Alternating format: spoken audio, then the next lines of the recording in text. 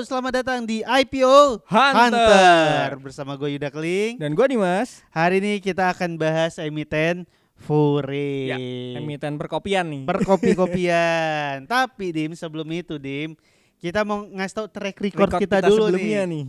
Jadi buat teman-teman yang nonton, kita nih udah ada 3 video yang udah tayang. Bener. Ada Yupi. Ada aduh gue lupa yang kemarin. 2 emiten lain lah. Ya pokoknya yang baru IPO tahun inilah. Dari 3 emiten tersebut, kita menganjurkan untuk ambil yang ini, enggak ambil yang ini, dan masih 100% 100% betul guys. Kemarin di episode yang lalu, bener, kita ngomong UP sebaiknya dihindarin karena secara prospektus dan penggunaan dana IPO-nya masih kurang oke lah. Masih kurang oke. Dia mau dibawa sama yang punya kayaknya. Dan track recordnya kan kita berdasarkan MDIY. Iya benar. Yang sama kan MDIY juga kayak gitu. Jadi kita harus hati-hati. Dan terbukti benar. Kemarin UP pas hari IPO langsung turun ARB dulu 7% nih. 7% dia. ARB itu siapa? Enggak ARB tapi turun. Oh ya, turun 7%. Yang ARB itu MDIY. MDIY benar. Gue lupa, gue tuh karena gue angkatan corona ya. Oh iya 7%. Jadi gue ingetnya tuh ARB tuh 7%. Ternyata sekarang tuh udah enggak ya. Iya udah balik. Udah balik. Dan hari ini kita mau bahas emiten Fore, Dim. Betul. Secara underwriter gimana dia, Dim? Ini underwriternya cukup oke sih. Cukup oke karena underwriternya apa aja dia, Dim? Ada Henan Putirai. Dan ya ini yang ngebet underwriter terus nih kayaknya CC ini Mandiri itu. Mandiri Sekuritas berkali-kali jadi underwriter nih. 3 kali kita bahas emiten IPO, 3-3-nya ada Mandiri. Bener, kayaknya mau perbaiki image nih.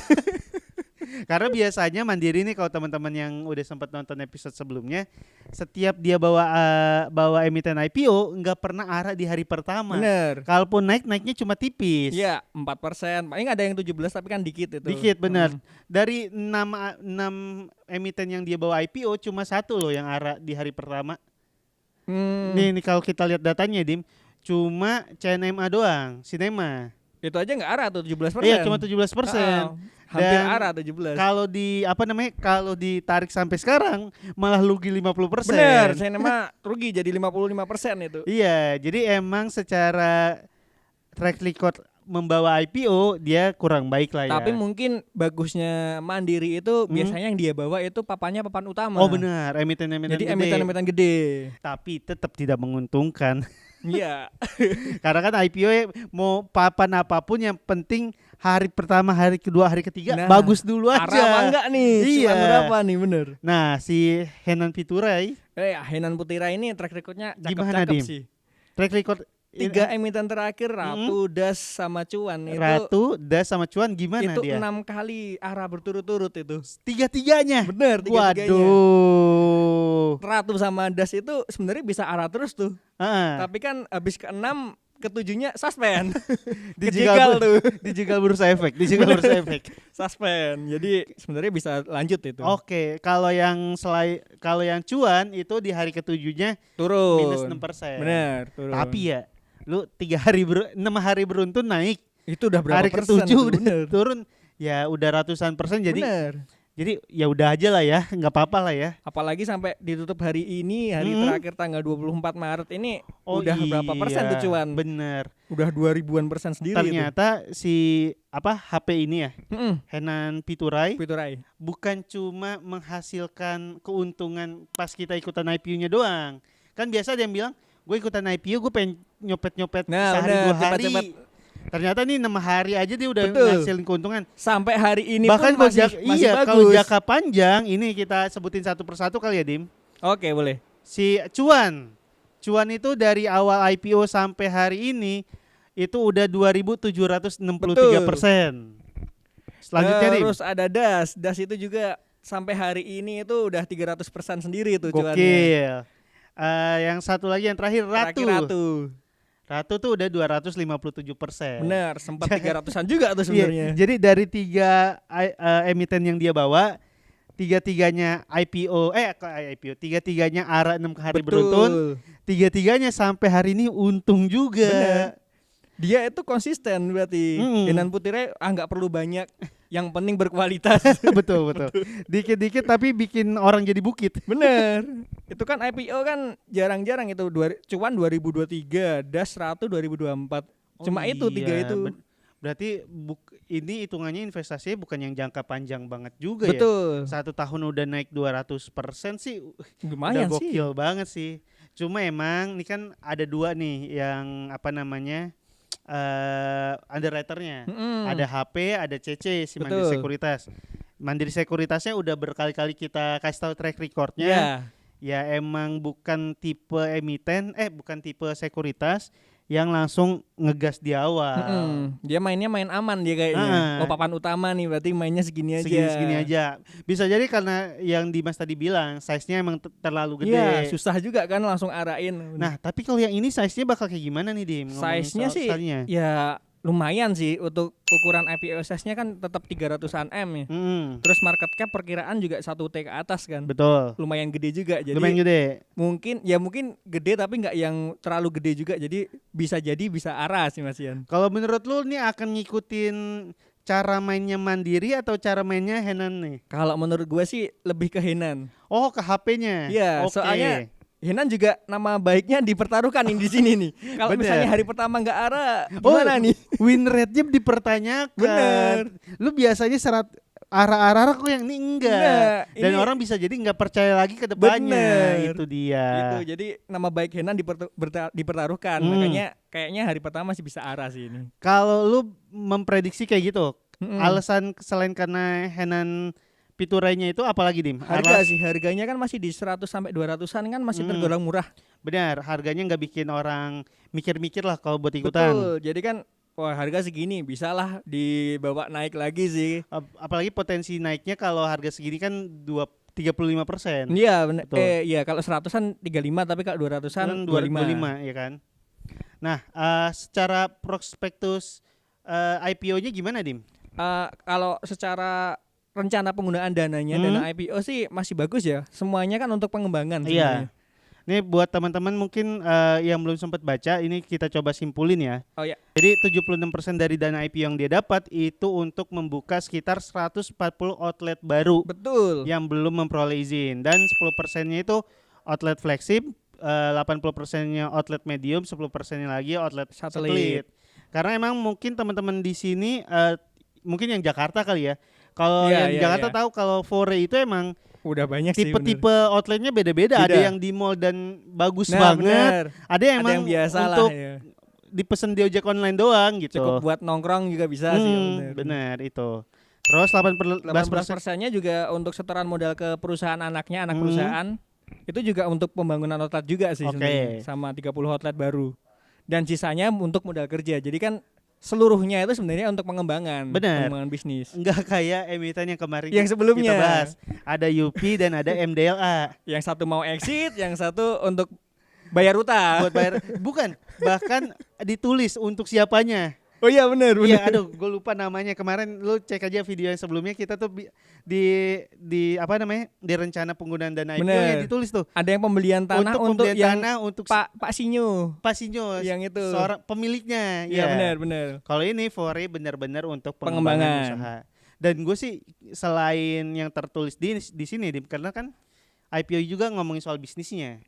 Buat gue Fore itu walaupun emang bukan yang gerainya terbanyak di mana-mana, itu ada Janji Jiwa, ada Kopi Kenangan, ada Tomorrow, itu kan secara jumlah jauh lebih banyak.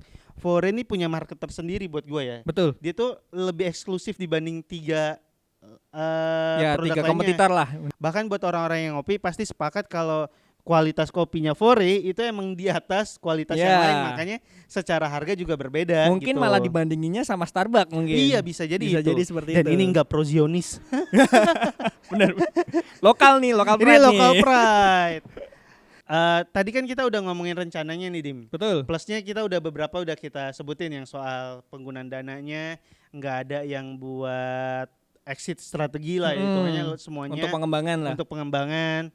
Ada lagi gak plus poin yang lu bisa sampein? Ya itu yang paling penting kan buat orang-orang yang pencinta syariah itu termasuk saham syariah.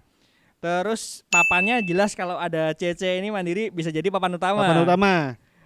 Prospeknya juga masih bagus kan tadi. Fore kan kompetitornya sama yang lain cukup oke. Alokasi penggunaan dana untuk pengembangan juga oke juga.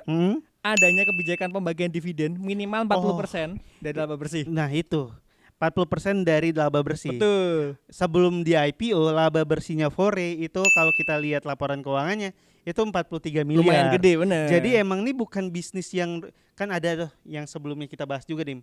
Bisnis rugi IPO, ini bisnis untung IPO. Betul. Jadi ini hitungannya buat gua ini adalah kabar baik buat Bursa Efek lah. Ya. Karena belakangan ini yang IPO tuh busuk-busuk Dim.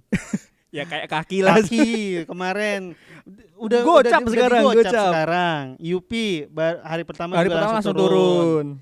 MDLA kita belum tahu karena pas kita ini syuting itu belum listing.